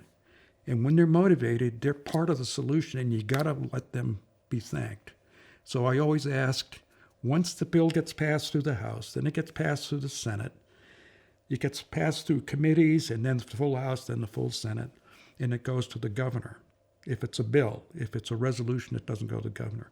And then it's going to be signed by the governor and the Secretary of State and the Speaker, President of the House, President of the Senate, Speaker of the House. So it's going to be signed. And so the governor's going to sit there and going to sign. I said, no, I want to be there. I want my people to be there. So I've met all last four governors.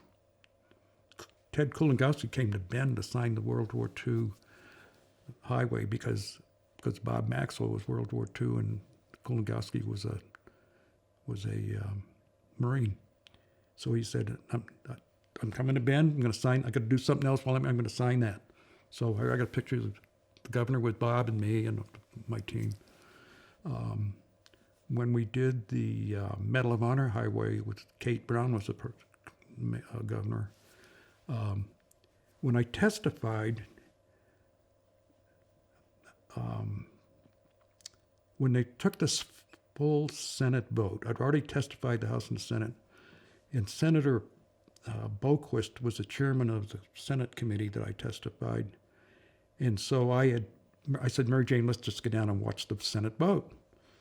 So what I did was I put the Medal of Honor book that Bob had autographed it on each desk of the committee chairman. I got permission. You can't go on the floor of the Senate or the House. You have to have permission. You have to be guided. So I was there. Boquist said, Betsy Johnson, who I know because her mom and dad were World War II veterans from Britain.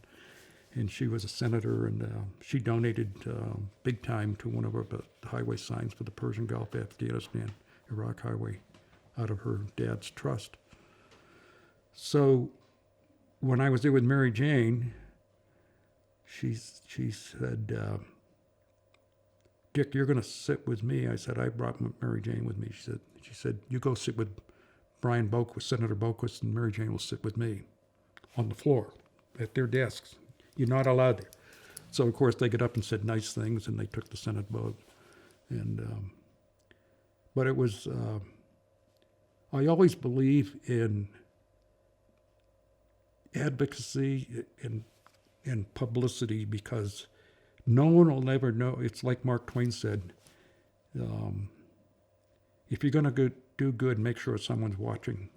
Or the other one, he said, I seldom recognize an opportunity until it ceased to be one.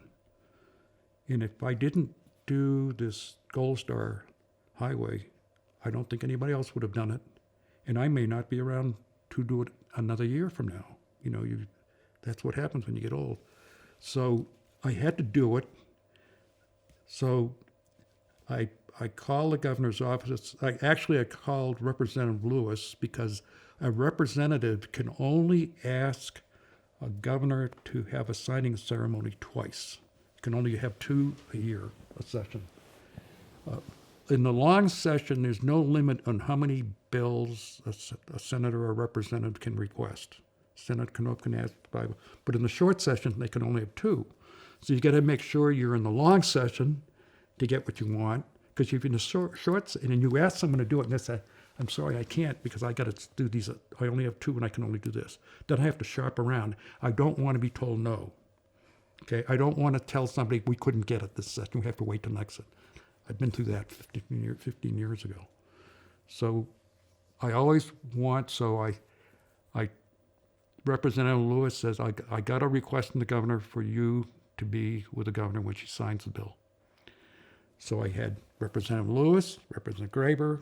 I had all the Gold Star ladies and one Gold Star man. I had them all there with the governor. They're pictured. Okay? That kind of closes it until you dedicate the sign. You have to wait till a law becomes effective. There are two ways a law becomes effective. They can declare an emergency, which they do a lot when there really is no emergency, but they declare an emergency, the law becomes effective 90 days later, because that allows somebody to come in and challenge the law.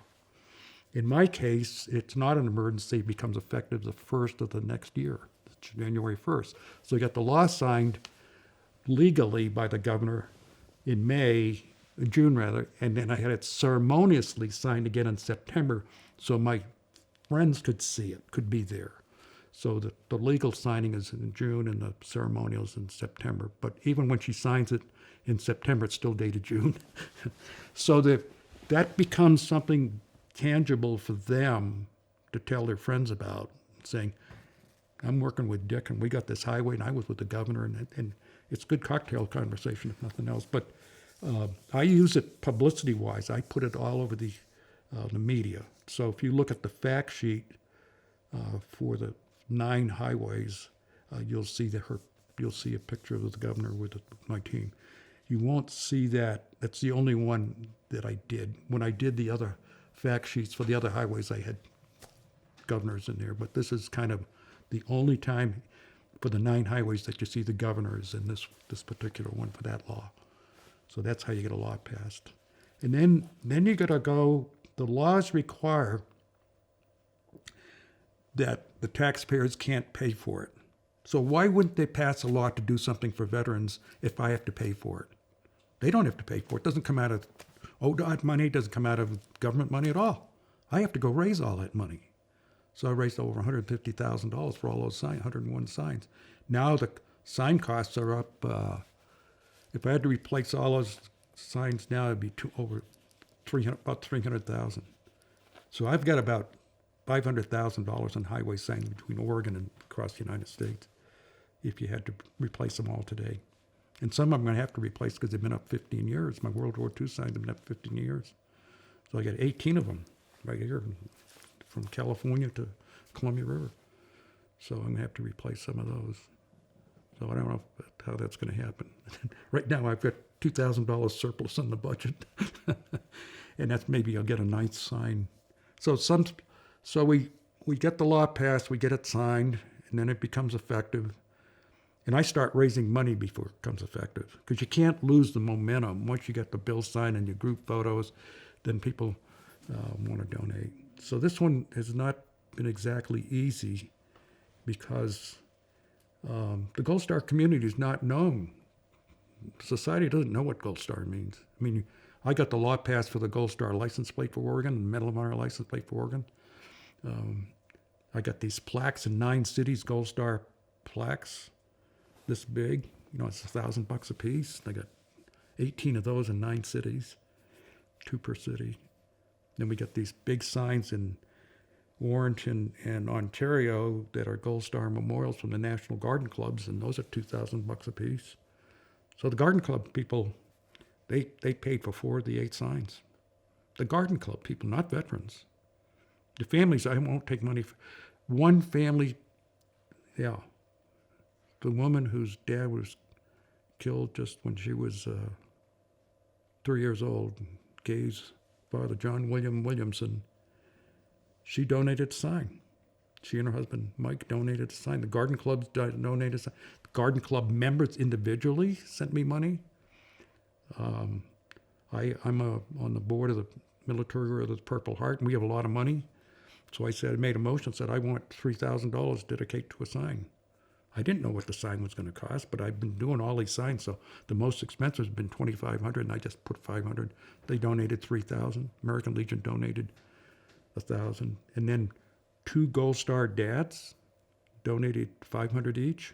I said I'd rather you not donate, but I can't say no. I don't want the beneficiary being donating. I want us to do that.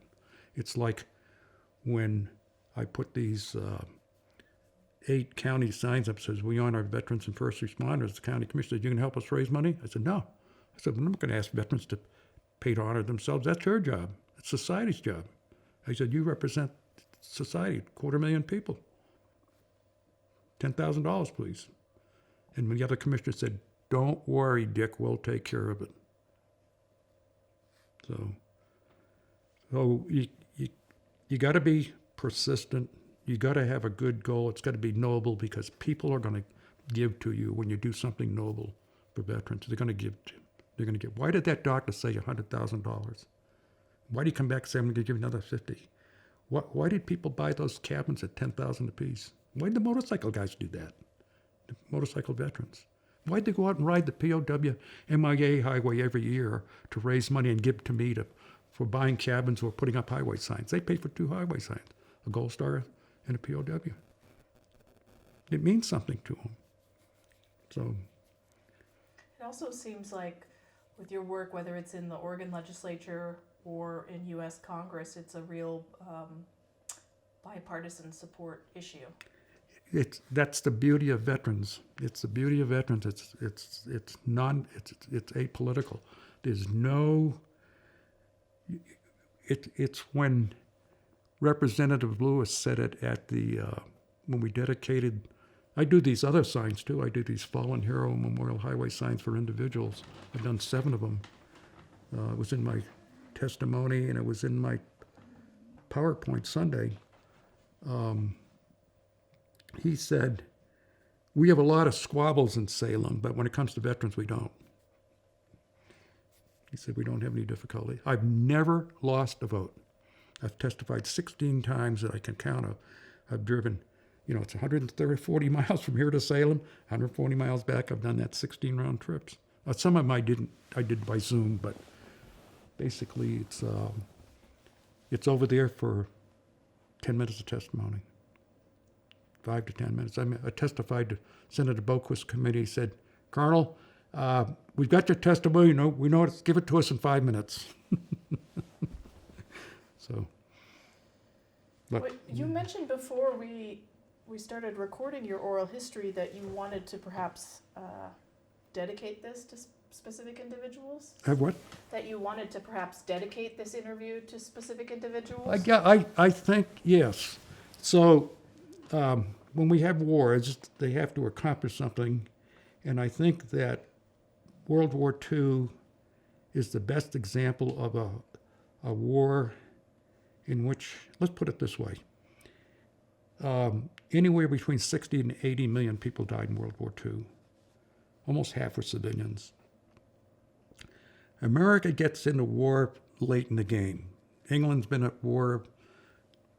The Germans are into Poland. The Germans are in France. They invaded France over the weekend, so to speak. And we're sitting back here and we have to wait until we get bombed at Pearl Harbor, lose 3,000 people before we get off our backsides. So all those guys come off the farms and factories or whatever and put on a uniform, go off to war, 16 million of them. And they're all over the world, all over Europe, all over the Pacific, North Africa, everywhere. They saved the world. They defeated Mussolini and Hitler and Tojo and Hirohito and all those guys. 60 million people died. America lost 405,000. Pretty small number. Your chances of surviving World War II alive are almost 98%. I told you 400,000 out of 16 million. It's 2.5%. 205,000 died as a result of enemy action. The rest out of another 200,000 died of accidents, illness, whatever. So they saved the world. And no other. I'm a Vietnam veteran, 2 tours, and we didn't really accomplish much of anything. My electric bike's made in Vietnam. Some of the clothes I wear are made. I'd rather have stuff made in Vietnam than China. But we didn't do anything compared to what the World War II. So I think we ought to say that we could dedicate it to the 552 World War II veterans we took on honor flight trips from all over Oregon I covered 2/3 of the state of Oregon, running 2 hubs at a time. It was full-time work for 7 years, 15 trips. Could we do that? At Oregon's World War II veterans?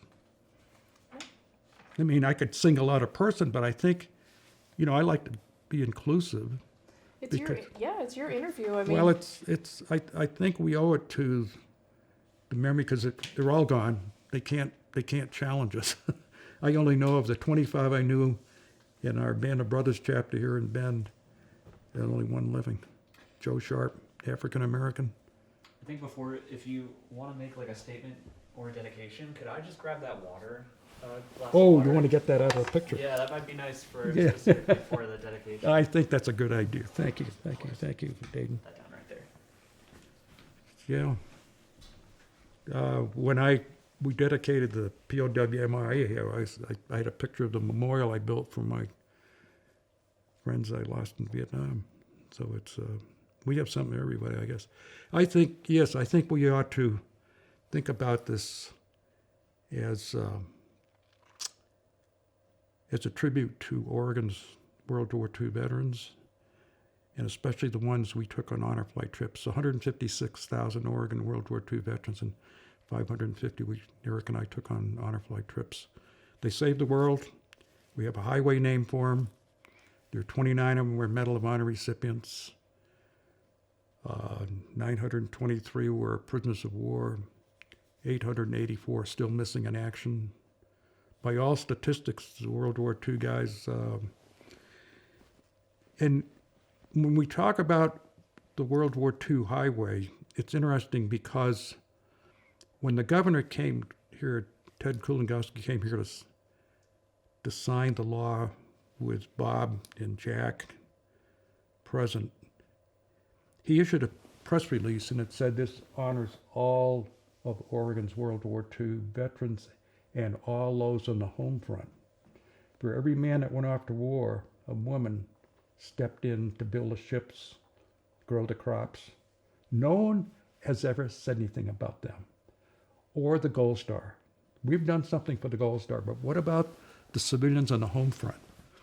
The Oregon Blue Book has some information in there, but it's the home front is the people up in Hood River, the Nisei families that took over when the men went off to war, and most of those Nisei families were in detainment camps right down here or in Idaho or. But World War II people, they went off to war not knowing when they were coming back. I went off to Vietnam knowing when I was coming back. I know the date when I got there. I know a year later I was going to be on an airplane coming home. World War II guys never knew that. They were off for the duration, 3-4 years. Vietnam guys 1 year. Okay, you go to a second tour, you get 3 tours, but you had R&R with your wife in Honolulu or someplace. Society's changed, but those guys, they never knew when they're coming home. So it was, in Oregon,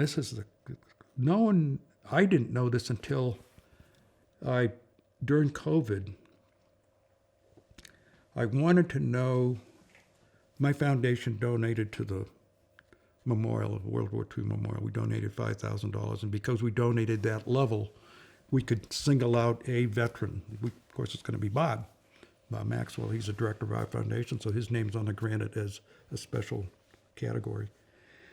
So during COVID, I wanted to know the names on the granite because there was a website that was taken down.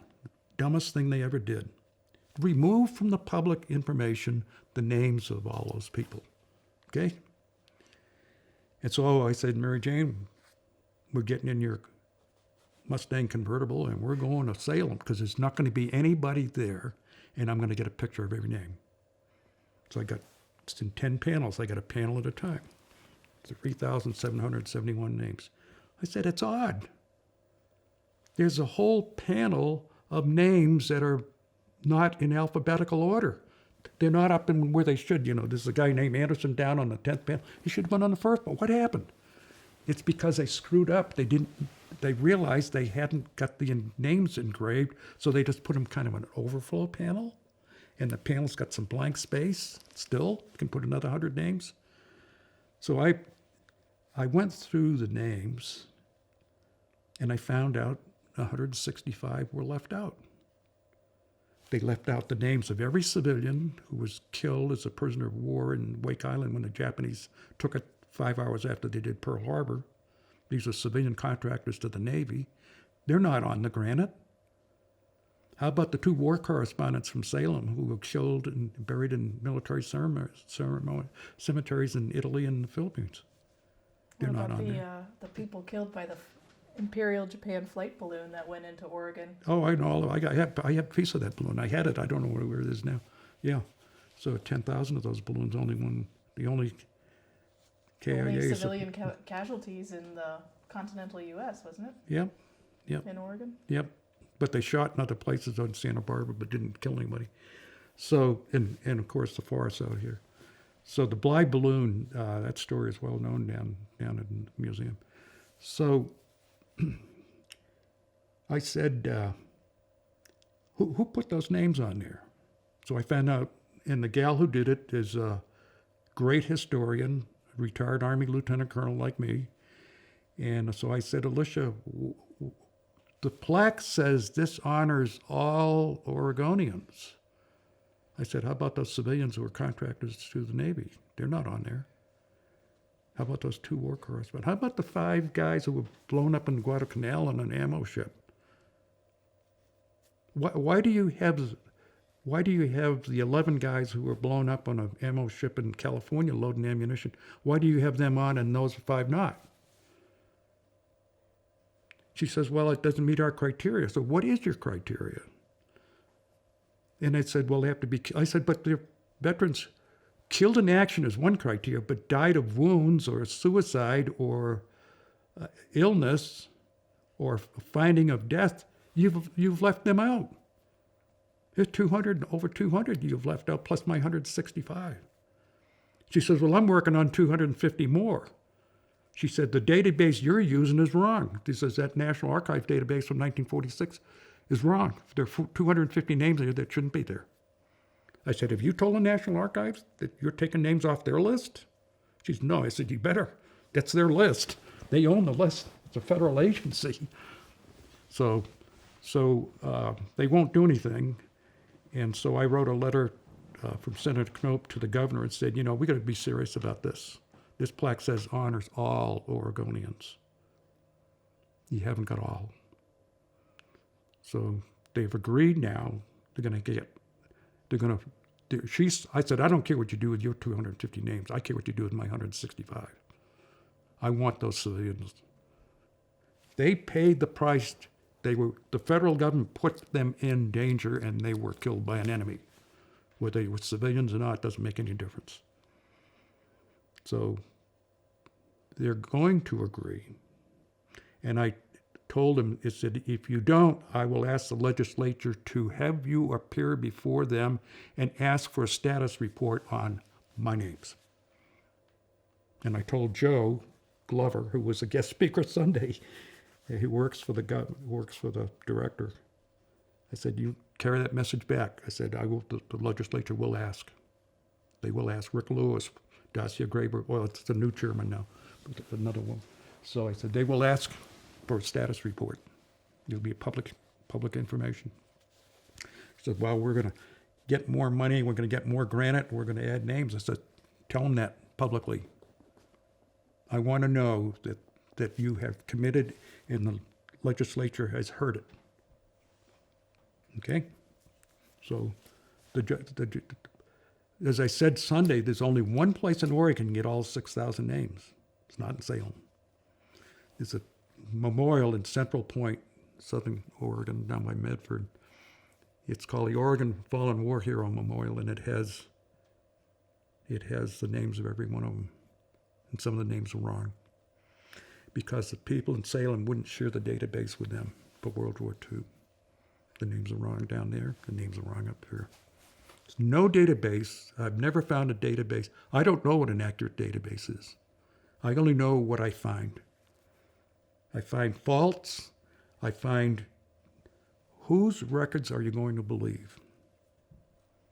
So Sunday, when Joe was the guest speaker, he said, well, we lost 142 in Afghanistan and Iraq. And after I said, that's not true. It's 115. It's because the governor's office put out a list that was never coordinated with the veterans community, and they put people in there that were connected to other states and never no connection to Oregon. Said you can't use that database. It's not there anymore. So what one do you use? Use the one down at Central Point. That's 115. Use a couple of informal databases from the federal government. We'll never have an accurate database. Never know. There's no database for the prisoners in the Bataan Death March. 10 from this town died in the Bataan Death March. I know that because I have the newspaper article in 1945. I know they're all dead. They're on my granite down there, but there's no database for me to corroborate that with. I can't prove it. Is the newspaper good? Then the family's got a telegram saying Johnny died in the Bataan Death March.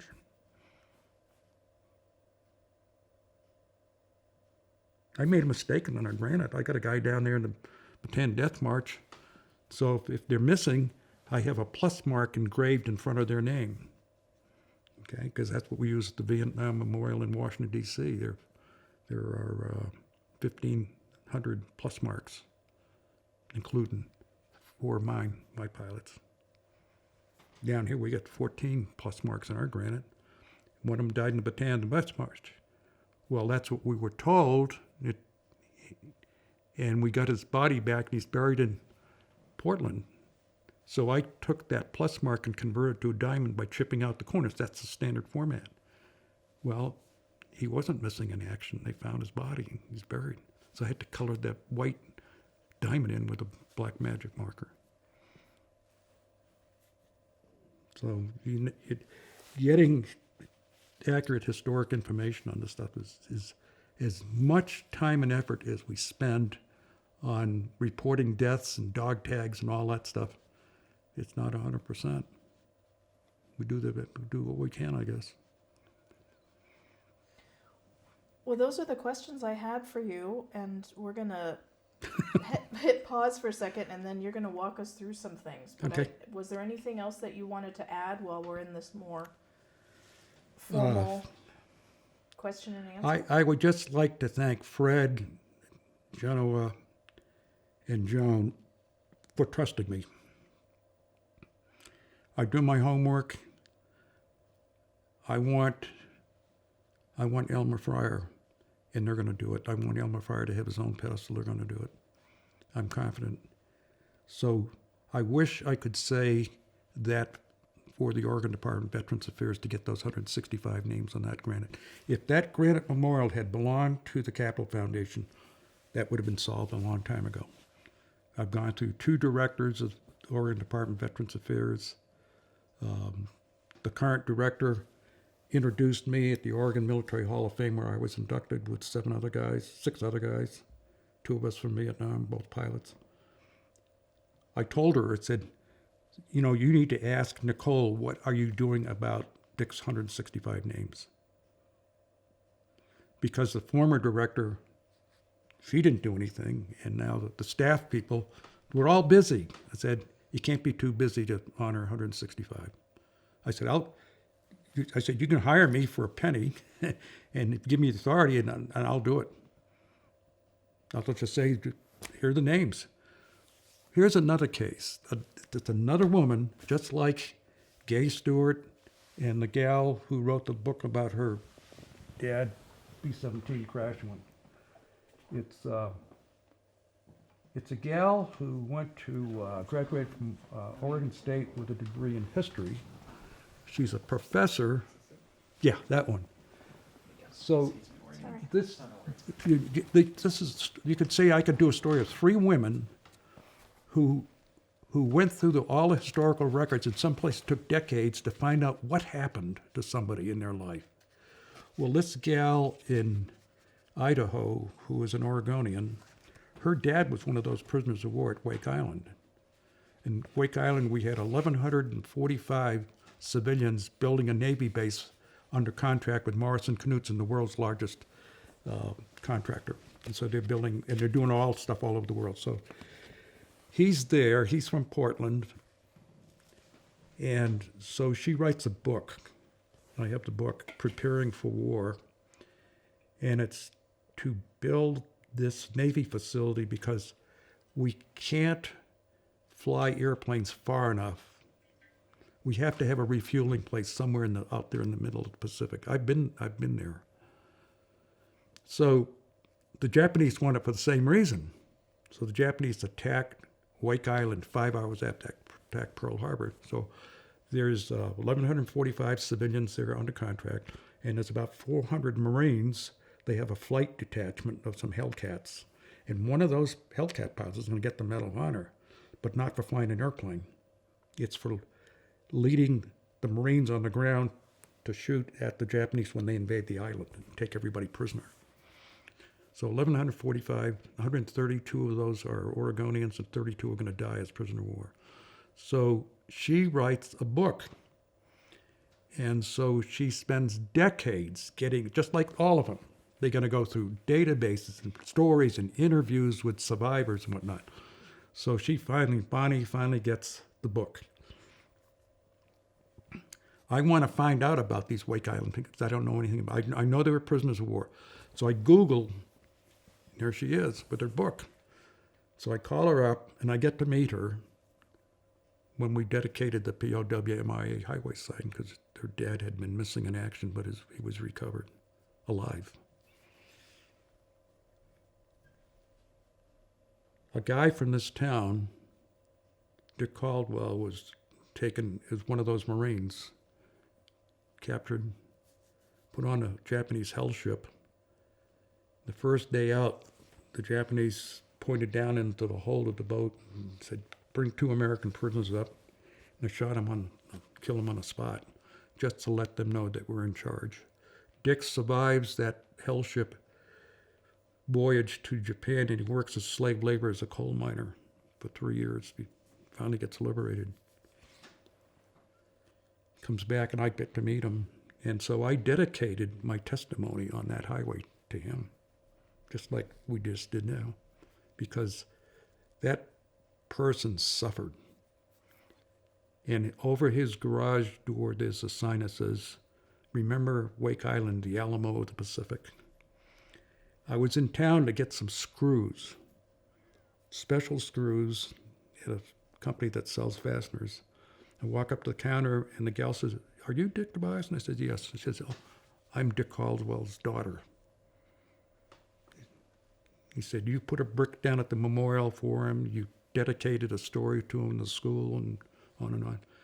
So these things have meaning. So Bonnie, I promised her, like I promised, but I will get those 32 Wake Island civilians on that granite. Am I going to be able to pull it off? Maybe. The chances are better now than they were a year ago because we're going to get money and we're going to get more granite space because we're going to take care of Alicia's 250 and you're 165. It's 400 names. That's 10%. Here's the story I wanted to tell you. If you go to the you go to the American Battle Monuments Commission and you fill out World War II, Oregon, and ask for all the names of veterans buried in those overseas cemeteries. There are 26. There's over 200,000. Almost half of Americans war dead are buried overseas, not in the United States. You'll come up with 980-something names of burials overseas. If you go to the Defense POW MIA Accounting Agency and ask the same question, how many Oregonians are missing in action from World War II, you're going to come up with 884. If you add the 2, that's 49% of all the names on the granite. That's 49% of the families could never go to a cemetery and put flowers down on Memorial Day or put a wreath on for Christmas. 49% of Oregon's World War II veterans are not here. No one even knew that. No one in the people who should really know that stuff knew that.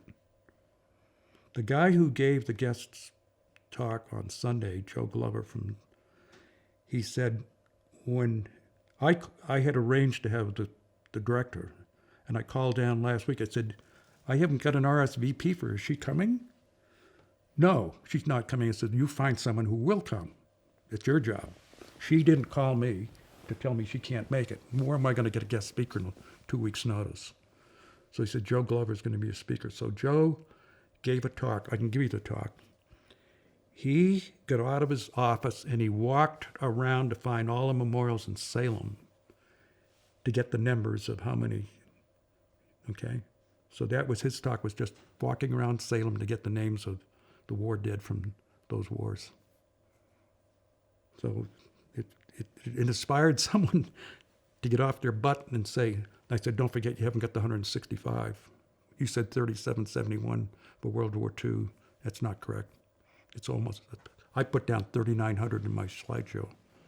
I don't know how many of those numbers they're going to use.